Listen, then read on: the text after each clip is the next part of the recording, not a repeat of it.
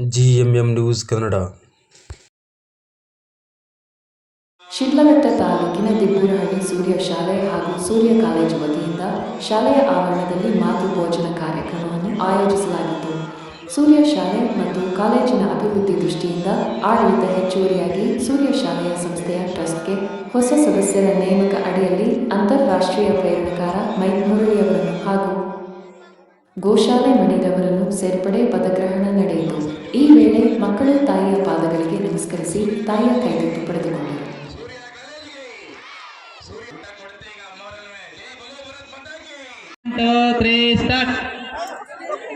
ನಮಸ್ಕಾರ ಮಾಡ್ಕೊಂಡ್ರ, ಆಶೀರ್ವಾದ ತಗೊಳ್ಳಿ. ನಿಮ್ ತಾಯಿಗೇನೆ, ನಿಮ್ಮ ತಾಯಿಗೆ ನಿಮ್ಗೆ ಅಮ್ಮ ಹೊಡೆದಿದ್ದಾರೆ ಅಂತ ಹೇಳ್ಬಿಟ್ಟು ಕೋಪ ಮಾಡ್ಕೋಬೇಡಿ. ಅಮ್ಮ ಹೊಡೆದಿರೋದು ನಿಮ್ಗೋಸ್ಕರನೇ. ಏನೋ ಬೆಳಗ್ಗೆ ಅಮ್ಮ ಏನೋ ಗೆದ್ರಿದ್ರೆ ಯಾಕೆ ನಮಸ್ಕಾರ ಮಾಡ್ಬೇಕು ಪ್ರಯತ್ನ ಮಾಡ್ತಾ ಇದೀವಿ. Okay, thank you. ಶ್ರಮದಿಂದಾನೇ ಇವತ್ತು ನಾನು ಮೈಕ್ ಇಟ್ಕೊಂಡಿರೋದು. ವೇದಿಕೆಯಲ್ಲಿರ್ತಕ್ಕಂತಹ ಎಲ್ಲ ನಮ್ಮ ಗಣ್ಯರು ಸಹ ಯಾವುದೋ ಒಂದು ರೀತಿಯಲ್ಲಿ ತಾಯಿಯಿಂದ ಪ್ರೇರಣೆ ಸಿಕ್ಕಿರೋದು. ತಾಯಿಯಿಂದ ಪ್ರೇರಣೆ ಪಡೆಯದೆ ಯಾವ ವ್ಯಕ್ತಿ ಕೂಡ ಉನ್ನತ ಸ್ಥಾನಕ್ಕೆ ಹೋಗಲಿಕ್ಕೆ ಸಾಧ್ಯ ಇಲ್ಲ. ಅದಕ್ಕೆ ಸ್ವಾಮಿ ವಿವೇಕಾನಂದ ಮಾತಾಡ್ತಾರೆ, ತಾಯಿಯನ್ನ ಪ್ರೀತಿಸಿದ, ತಾಯಿಯನ್ನ ಗೌರವಿಸಿದ ಯಾವ ವ್ಯಕ್ತಿ ಕೂಡ ಮಹಾತ್ಮನಾಗಲಾರ. ಇವನ್ನೆಲ್ಲ ನಾವು ಮಹಾತ್ಮರಂತ ಕರೀತಾ ಇದೀವಿ, ಗಣ್ಯರು ಅಂತ ಕರೀತಾ ಇದೀವಿ. ಅದರಿಂದ ಇರತಕ್ಕಂಥ ಚಾಲಕ ಶಕ್ತಿ ತಾಯಿ. ಆ ತಾಯಿ ಸತ್ಯ, ಆ ತಾಯಿ ಅನ್ನೋದು ಸ್ವಾಭಾವಿಕ, ತಂದೆ ಅನ್ನೋದು ಒಂದು ನಂಬಿಕೆ. ಆ ಸತ್ಯವಾಗಿರ್ತಕ್ಕಂಥ ತಾಯಿ ನಮ್ಮನ್ನ 9 ತಿಂಗಳು ತನ್ನ ಗರ್ಭದಲ್ಲಿ ಜೋಪಾನವಾಗಿ ಇಟ್ಟುಕೊಂಡು ತದನಂತರ ನಮಗೆ ಜನ್ಮವನ್ನು ನೀಡಿ ನಂತರ ನಮಗೆ ವಿದ್ಯೆ ಬುದ್ಧಿಯನ್ನ ಕಲಿಸಿಕೊಂಡು ಸಮಾಜದಲ್ಲಿ ಒಂದು ಉನ್ನತ ಸ್ಥಾನದಲ್ಲಿ ಒಂದು ಉತ್ತಮ ಪ್ರಜೆಯಾಗಿ ನಾವು ಜೀವನವನ್ನು ಮಾಡಿಸ್ಕೊಳ್ಳಿಕ್ಕೆ, ಜೀವನವನ್ನು ಮಾಡ್ತಾ ಇರ್ಲಿಕ್ಕೆ ಕಾರಣೀಭೂತವಾಗಿರ್ತಕ್ಕಂತಹ ಆ ತಾಯಿಯ ಒಂದು ಕೈತುತ್ತನ್ನು ತಿಂತಕ್ಕಂತಹ ಒಂದು ಕಾರ್ಯಕ್ರಮ ನಮ್ಮ ಒಂದು ಸಂಪ್ರದಾಯದಲ್ಲಿ ಸಾವಿರಾರು ವರ್ಷಗಳಿಂದ ಬಂದಿರಬೇಕು. ಹಾಗಾಗಿ ಇಡೀ ವಿಶ್ವದಲ್ಲಿ ಎತ್ತ ತಾಯಿಯನ್ನ ಗೌರವಿಸುವಂತಹ ಒಂದು ಮಹಾನ್ ಕಾರ್ಯ ನಮ್ಮ ಪೂರ್ವಿಕರು ಮಾಡ್ಕೊಂಡು ಬರ್ತಾ ಇದ್ದಾರೆ. ಅದನ್ನ ವಿವಿಧ ರೀತಿಯಲ್ಲಿ ನಾವು ತಾಯಿಯನ್ನ ಪೂಜೆ ಮಾಡ್ತಾ ಇರ್ತೀವಿ. ತಾಯಿಗೆ ಮೊದಲ ಆದ್ಯತೆ ಕೊಡ್ತೀವಿ. ನೀವು ಯಾವುದೇ ಒಂದು ಪುರಾಣಗಳು ತಗೊಳ್ಳಿ, ರಾಮಾಯಣ ತಗೊಳ್ಳಿ, ಮಹಾಭಾರತ ತಗೊಳ್ಳಿ, ಪ್ರತಿಯೊಂದು ಕ್ಷೇತ್ರದಲ್ಲೂ ಸಹ ನಾವು ತಾಯಿಗೆ ಮೊದಲ ಆದ್ಯತೆ ಕೊಡ್ತೀವಿ. ಈಗ ರಾಮಾಯಣ ಅಂದಾಗ ಸೀತಾರಾಮ ಅಂತೀವಿ. ಮೊದಲು ಸೀತೆಯನ್ನ ನಾವು ನೆನೆಸ್ಕೊಳ್ತೀವಿ, ನಂತರ ರಾಮ. ಹಾಗೆ ಶಿವಪಾರ್ವತಿ ಅಂತೀವಿ. ಪಾರ್ವತಿ ಪರಮೇಶ್ವರ ಅಂದ್ರೆ ನಮ್ಗೆ ತುಂಬಾ ಖುಷಿ. ಶಿವಪಾರ್ವತಿ ಅನ್ನೋದಕ್ಕಿಂತ ಪಾರ್ವತಿ ಪರಮೇಶ್ವರ ಅನ್ನುವಾಗ ನಮ್ಗೇನೋ ಒಂದು ಎನರ್ಜಿ ಬರ್ತದೆ, ಶಕ್ತಿ ಬರ್ತದೆ. ಲಕ್ಷ್ಮೀ ವೆಂಕಟೇಶ್ವರ ಅಂತೀವಿ. ಹೀಗೆ ಸಾಕಷ್ಟು ಸಂದರ್ಭಗಳನ್ನು ಗಮನಿಸ್ತಾ ಇದ್ದೀವಿ. ತಾಯಿಗೆ ಮೊದಲ ಆದ್ಯತೆಯನ್ನು ಕೊಡ್ತೀವಿ. ಅಂತಹ ಒಂದು ತಾಯಿಯ ಒಂದು ಪ್ರೇರಣೆಯನ್ನು ಪಡೆದು, ತಾಯಿಯಿಂದ ವಿದ್ಯೆಯನ್ನು ಕಲಿತು, ತಾಯಿಯಿಂದ ಬುದ್ಧಿಯನ್ನು ಕಲಿತು ನಾವು ಸಮಾಜದಲ್ಲಿ ಉತ್ತಮ ಜೀವನ ಮಾಡ್ಕೊಳ್ಳಿಕ್ಕೆ ಸಾಧ್ಯ ಆಗುತ್ತೆ.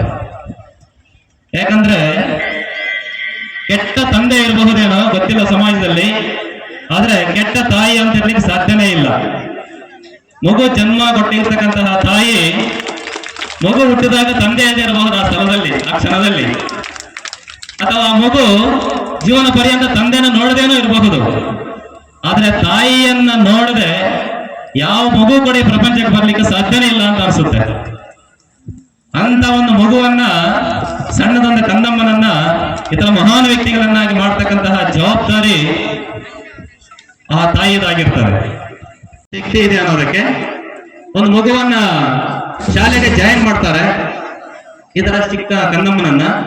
ಆ ಮಗು ಮಾತಾಡೋದಿಲ್ಲ ಶಾಲೆಯಲ್ಲಿ, ಬರೀ ತೀಟೆ ಮಾಡ್ಕೊಂಡಿರುತ್ತೆ. ಟೀಚರ್ಸ್ ಮಾತಾಡಿದಾಗ ಮಗು ಮಾತಾಡೋದಿಲ್ಲ, ಅದಕ್ಕೆ ಇಷ್ಟ ಬಂದಾಗ ಮಾತಾಡುತ್ತೆ. ಟೀಚರ್ ಪ್ರಶ್ನೆ ಒಂದು ಕೇಳಿದ್ರೆ ಮಗು ಉತ್ತರ ಇನ್ನೊಂದು ಹೇಳುತ್ತೆ. ಅವಾಗ ಟೀಚರ್ಸ್ ತುಂಬಾ ಪ್ರಯತ್ನ ಮಾಡ್ತಾರೆ ಮಗುವನ್ನು ಸರಿದಾರಿಗೆ ತರಲಿಕ್ಕೆ, ಆಗೋದಿಲ್ಲ. ಲಾಸ್ಟ್ಗೆ ತಾಯಿಗೆ ಹೇಳಿ ಕಳಿಸ್ತಾರೆ, ನಿಮ್ ಮಗುಗೆ ಪಾಠ ಮಾಡ್ಲಿಕ್ಕೆ ನಮ್ ಕೈಲಿ ಆಗ್ತಾ ಇಲ್ಲ, ದಯವಿಟ್ಟು ನಿಮ್ ಮಗುವನ್ನು ಕರ್ಕೊಂಡು ಹೋಗಿ ಅಂತ.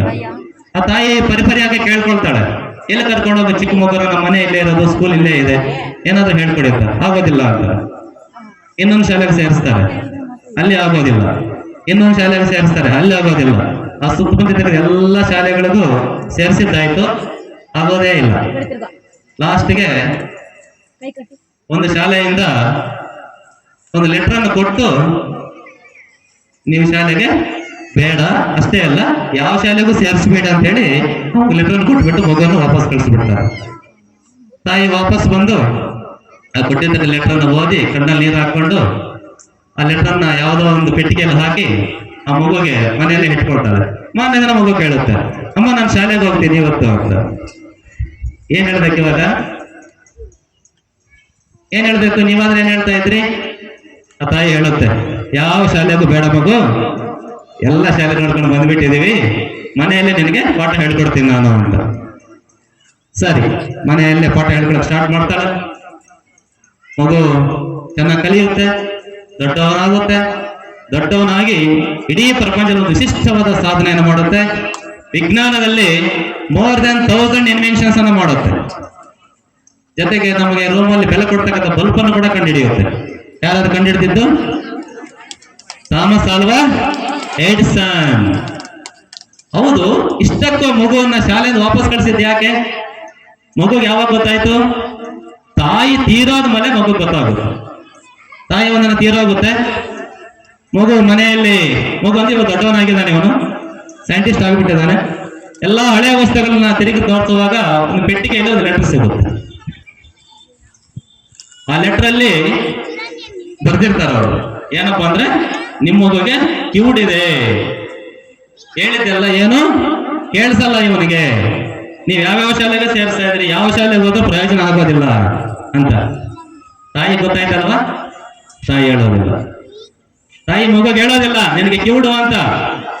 ಇನ್ನೆಲ್ಲರ ವಿದ್ಯಾರ್ಥಿಗಳನ್ನು ಮಾಮೂಲಿ ವಿದ್ಯಾರ್ಥಿ ಅಂತ ಹೇಳೋದಿಲ್ಲ, ಇವನು ವಿಶಿಷ್ಟವಾದ ವಿದ್ಯಾರ್ಥಿ. ಇವಾಗ ಕಿವುಡಿಗೆ ಪಾಠ ಹೇಳ್ಕೊಡ್ಬೇಕಂದ್ರೆ ಅಷ್ಟು ಸುಲಭ ಅಲ್ಲ, ಅದಕ್ಕೆ ಒಂದು ಪೇಷನ್ಸ್ ಬೇಕು. ಅಷ್ಟು ಪೇಷನ್ಸ್ ಇಂದ ತಾಯಿ ವಿದ್ಯೆಯನ್ನು ಹೇಳಿಕೊಟ್ಟು ವಿಶ್ವದಲ್ಲಿ ಒಬ್ಬ ಮಹಾನ್ ವ್ಯಕ್ತಿಯನ್ನಾಗಿ ತಯಾರು ಮಾಡಿರ್ತಕ್ಕಂತಹ ಆ ಒಂದು ಶಕ್ತಿಯ ಘನತೆ ಯಾರಿಗೆ ಸಲ್ಲುತ್ತೆ? ತಾಯಿಗೆ ಸಲ್ಲುತ್ತೆ. ಲೆಟರ್ ನ ಓದ್ತಾನೆ, ಆವಾಗ ಕಣ್ಣಲ್ಲಿ ನೀರನ್ನು ಹಾಕೊಳ್ತಾನೆ. ಯಾರು?